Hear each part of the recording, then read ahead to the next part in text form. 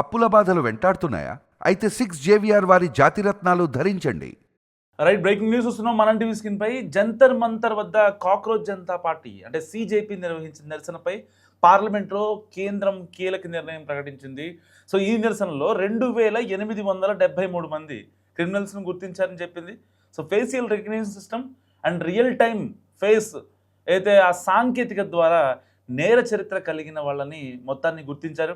So పార్లమెంట్కి సమర్పించిన ఒక లెటర్లో క్రైమ్ కుండ్లీ డేటాబేస్ ద్వారా 2402 మందిని గుర్తించామని అండ్ డోజియర్ రికార్డుల ద్వారా మరో 471 మందిని ఫైండ్ అవుట్ చేశామని చెప్పింది.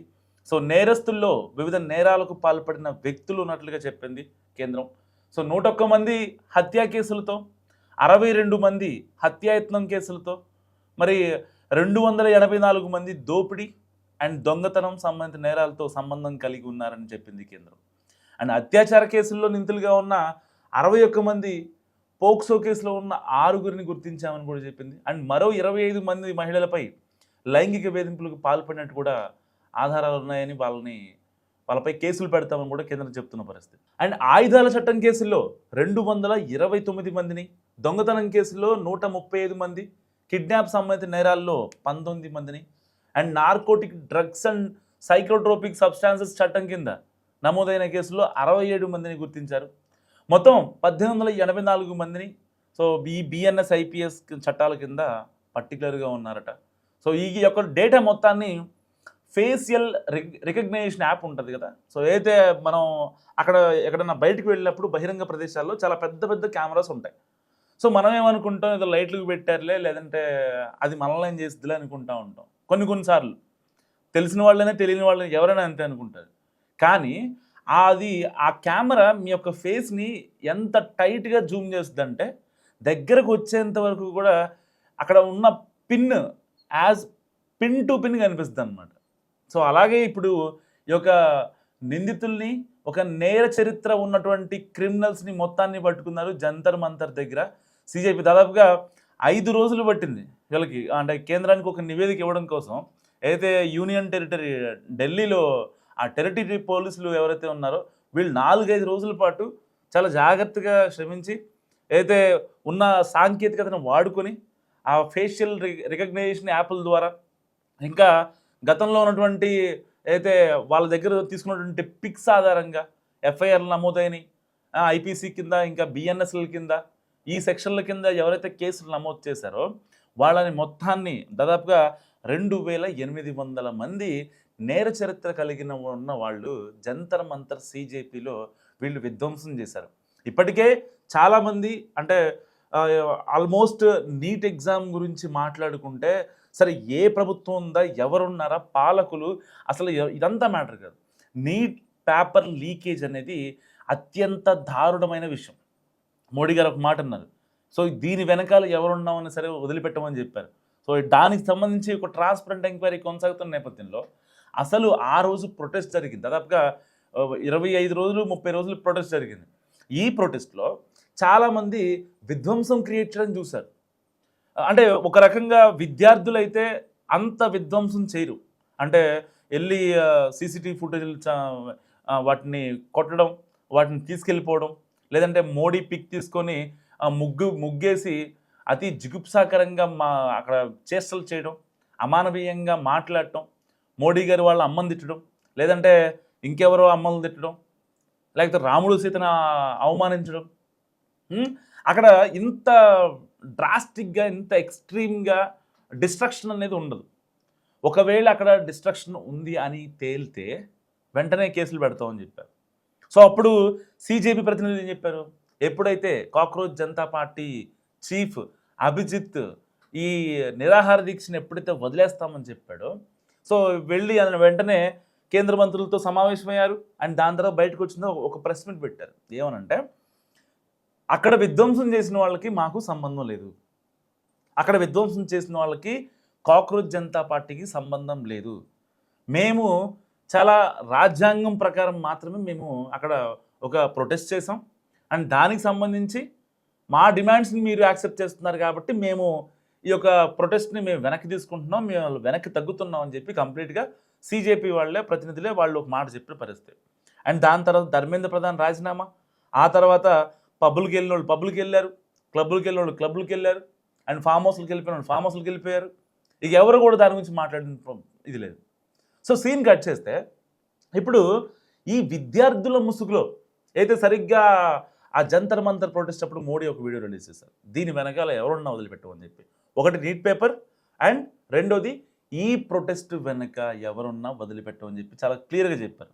సో ఇలాంటి నేపథ్యంలో ఇప్పుడు వీళ్ళ వెనక అసలు ఎవరున్నారు, వీళ్ళకి ఫండింగ్ ఎవరు, అబ్దుల్ జునైద్ కావచ్చు, ఇలాంటి వాళ్ళు ఆ రోజు అక్కడికి వచ్చి వాళ్ళకి పానీపూరి ఇవ్వటం కావచ్చు, లేకపోతే వాళ్ళకి కొన్ని సర్వ్ చేసి ఎంత బాధపడిపోయారంటే అంత బాధపడిపోయారు. వీళ్ళంతా సంఘ విద్రోహ శక్తులు. పాపం జంజీకి తెలుసో లేదో తెలియదు, కానీ అక్కడికి వచ్చిన వాళ్ళు ఎవరైతే ఉన్నారో మనం మొదటి నుంచి మనం టీవీ వేదికగా మనం మొదటి నుంచి చెప్పుకుంటున్నాం. దాంట్లో 100 మంది విద్యార్థులు బయటకు వస్తే 50 మంది విద్యార్థుల్లా చెప్పుకునేవాళ్ళు 50 మంది విద్యార్థులు. ఇక్కడ బాధాకరమైన విషయం ఏంటో తెలుసా, జంతర్ మంతర్ దగ్గర జరిగిన ఇక్కడ బాధాకరమైన విషయం ఏంటో తెలుసా, జంతర్ మంతర్ దగ్గర జరిగినటువంటి ప్రొటెస్ట్లో చాలామంది విద్యార్థులకి గాయాలయ్యాయి.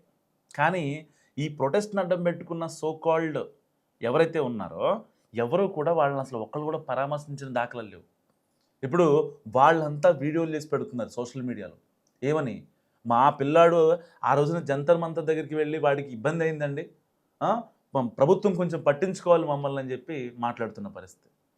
అసలు అక్కడ ఇబ్బంది అయిన సిచ్యువేషన్ ఏంటంటే సీజేపీ వాళ్ళు వీళ్ళందరినీ ఇన్ఫ్లుయెన్స్ చేసేసి చాలా పెద్ద ఎత్తున చేద్దాం అనుకున్నారు. బాగానే ఉంది. నేను అక్కడికి వెళ్ళిన ప్రతి విద్యార్థిని తప్పనట్లేదు, చెయ్యాలి. రాజ్యాంగంలో మనకు ఆ హక్కు ఉంది. మన ఏదన్నా అంటే మనకు సంబంధించినటువంటి లోపాలు ఏమన్నా ఉంటే, లేకపోతే పాలనాపరంగా లోపాలు ఉంటే, మనకు రావాల్సిన న్యాయంగా మనకు రాని ఉంటే మనం ఆందోళన చేయాల్సిన బాధ్యత మన పైన ఉంది. ఎవరు అవునన్నా ఎవరు కాదన్నా రాజ్యాంగం మనకిచ్చిన హక్కు ఇది. సో అలాంటి నేపథ్యంలో వెళ్ళి చేయొచ్చు. కానీ ఎంతవరకు చేయాలి, ఎంతవరకు వెళ్ళొద్దు అనేది ఇక్కడ ఏదైతే ఆ విద్యార్థుల చాటున ఉన్నటువంటి రౌడీ మూకలు ఎవరైతే ఉన్నారో వాళ్ళంతా కూడా విధ్వంసం క్రియేట్ చేశారు. ఇప్పుడు almost cockroach Janata party chief Abhijit ఏమంటాడంటే, మళ్ళీ అంటే ఆల్రెడీ వాళ్ళు అంటే విధ్వంసం చేసిన వాళ్ళకి మాకు సంబంధం లేదని చెప్పారు. ఇప్పుడు మళ్ళీ ఒకవేళ ఎఫ్ఐఆర్లు ఏమన్నా క్రియేట్ అయితే మాత్రం మళ్ళీ మేము బంద్లు ప్రొటెస్ట్లు స్టార్ట్ చేస్తామని చెప్పారు. క్రిమినల్స్ అంటే మీకేం నొప్పి వస్తుంది నాకు అర్థం కావట్లేదు. ఒకవేళ అక్కడ ఉన్నది నేర చరిత్ర కాదు, లేకపోతే నిజమైన విద్యార్థులే, లేదంటే నార్మల్ పీపుల్ సామాన్యులు అనుకోండి. ఆల్రెడీ చెప్పింది కదా కేంద్రం, విద్యార్థుల మీద సామాన్యుల మీద మేము కేసు పెట్టమని చెప్పింది కదా. ఇంకా మీకు వచ్చిన ఇబ్బంది ఏంటి? అంటే మీరు ఎవరి కోసం అక్కడ వర్క్ చేస్తున్నారు? ఆల్మోస్ట్ అంటే రాడ్ రియాలిటీ మాట్లాడుకుంటే సీజేపీ తరఫున ఏదైతే నీట్ విద్యార్థులు 21 మంది చనిపోయారు పేపర్ లీకేజ్ ఘటనలో, 21 మంది కోసం కనీసం ఒక 2 నిమిషాలైనా మౌనం పాటించారా? లేదు. అండ్ దాని తర్వాత మీ ప్రొటెస్ట్ అయిపోయి ధర్మేంద్ర ప్రధాన్ రాజీనామా చేసిన తర్వాత పంజాబ్లో పేపర్ లీకేజ్ గురించి మాట్లాడితే సీజేపీ చీఫ్ అభిజిత్ దీప్కి ఏమన్నాడు? ఆగండి అన్నాడు. మళ్ళీ మాట్లాడా దాని గురించి? లేదు. అండ్ ప్రొటెస్ట్ మొత్తం అయిపోయిన తర్వాత ఎవరైతే అక్కడ నిజంగా గాయపడిన విద్యార్థులు ఉన్నారో వాళ్ళని గురించి కనీసం ఆలోచించారా? లేదు. అసలు వాళ్ళ ఊసే లేదు. చేతికి ఇది పెట్టుకొని నాకు హెల్త్ బాగాలేదు, నాకు ఫీవర్ వచ్చిందని చెప్పి కట్ చేస్తే పబ్లో ఉన్నాడు మనోడు. సో మీ పర్సనల్ విషయాల్లోకి ఎవరు రారు, అసలు ఇంటర్ఫియర్ అవ్వాల్సిన అవసరం ఎవరికి లేదు. కానీ మీరు ఒక ప్రొటెస్ట్ చేసి ఒక విజయం సాధించాలనే మోడ్లో ఉన్నప్పుడు మీ విజయానికి ఎవరైతే కారకులు ఉన్నారో, ఆ రోజు ఎవరైతే నష్టపోయారో వాళ్ళకి కనీసం మీరు వెళ్ళి ఆ పరామర్శ కానీ, లేకపోతే వాళ్ళని కలవటం కానీ, వాళ్ళని పిలిపించుకొని మాట్లాడటం కానీ ఇలాంటివి చేశారా? మీ యొక్క ధర్నాలకి, మీ యొక్క ఫుడ్లకి, మీ యొక్క ఫండింగ్లకి ఎక్కడి నుంచైనా వస్తాయి. వాళ్ళని కాస్త కూస్త వాళ్ళకి ధైర్యం చెప్పడానికి, ఎంతో కొంత వాళ్ళ ఫ్యామిలీస్కి ఆర్థిక సహాయం చేయడానికి, దానికి మాత్రం మీకు రావు. మీరు మాత్రం పెయిడ్ ఆర్టిస్టులు తీసుకొచ్చి మనం ఒక అమ్మాయిని చూసాం, చాలా తెగ వైరల్ అయింది సీజేపీ ప్రొటెస్ట్ అప్పుడు. మేబీ లాస్ట్ డే అనుకుంటా, అదే లాస్ట్ డే. ఆ రోజు ఆ అమ్మాయి వచ్చింది, కరెక్ట్గా ఢిల్లీ అవుట్స్కట్స్లో ఉంటుందట. పర్ డేకి 1225 రూపాయలతో ఆ అమ్మాయి అక్కడ ప్రొటెస్ట్ చేస్తుంది. ఒక రోజుకి 1200 రూపాయలు ఇస్తారంట ఆ అమ్మాయికి. అమ్మాయి చూడడానికి చాలా బాగుంది. ఒక షాపింగ్ మాల్లో పనిచేస్తుందట. ఆవిడే చెప్తుంది. ఎప్పుడైతే అక్కడున్న పోలీసులు ఏమన్నా అసలు నువ్వు స్టూడెంట్‌వా? నీట్ అంటే స్పెల్లింగ్ చెప్పు. అసలు నీట్ అంటే అబ్రివియేషన్ చెప్పు అని మాట్లాడితే అసలు ఇక ఆ పరిసర ప్రాంతాల్లో లేదట. సో ఏంటి అంత త్వరగా పారిపోతుందని ఒక కానిస్టేబుల్ చేసి నీ సీసీటీవీ ఫుటేజ్ రికార్డ్ అయిందమ్మా. మీరు తర్వాత స్టేషన్‌కి రావాల్సి ఉంటదంటే, సార్ छोड़ दो सर मुझे छोड़ दो. నేను ఇట్లా షాపింగ్ మాల్‌లో పనిచేస్తా. పర్ డేకి 1225 రూపాయలు ఇస్తానంటే వచ్చా అని చెప్పి మాట్లాడిందంట.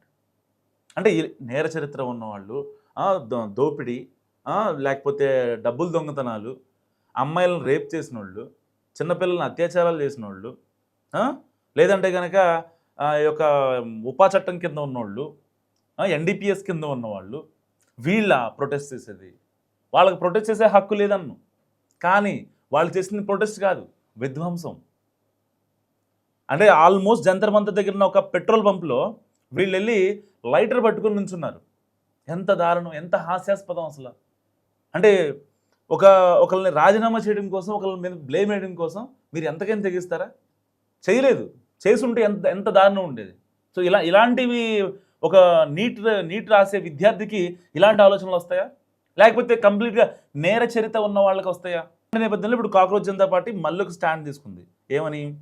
ఎట్టి పరిస్థితుల్లో వాళ్ళ మీద కేసులు పెట్టొద్దు, కేసులు పెట్టకుండా చూడాలంటూ మళ్ళీ ఒక డ్రామా క్రియేట్ చేస్తున్నారు. మరి నిజంగా 2800 మందిపై ఈ నేర చరిత్ర ఎవరైతే ఉందో వాళ్ళపైన కేంద్రం తీసుకున్న నిర్ణయం కరెక్టే కదా? మస్ట్ కామెంట్ చేయండి.